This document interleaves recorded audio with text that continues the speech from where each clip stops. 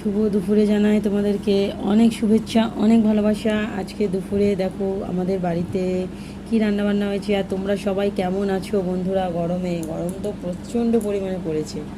তো দেখো আজকে রান্নাবান্না করেছি ডিমের অমলেট, ওদিকে টক ডাল নিয়ে নিয়েছি। গরমের সময় টক ডালটা ভীষণ ভালো।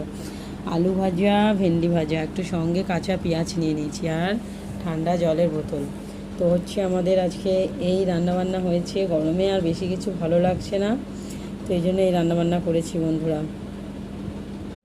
তো গরমে আজকে এই রান্নাবান্না করেছি, এই আজকে খাওয়া দাওয়া হবে বন্ধুরা। তো তোমরা সবাই কে কী খেলে বলো। আমার তো একটু টক ডাল চুমুক দিয়ে না খেলে ভালোই লাগে না। দারুণ লাগছে টক ডালটা। তো সবাই ভালো থেকো, সুস্থ থেকো। আর গরমে তো একদম সঙ্গে রাস্তাঘাটে বেরালে একটু জল নিয়ে অবশ্যই বেরিও। আর তোমরা সবাই কে কী খেলে আমাকে বলো। আমি তো আজকে এই রান্নাবান্না করেছি, এই খাবার দাবার, এই যে। ঠিক আছে, সবাই ভালো থেকো বন্ধুরা।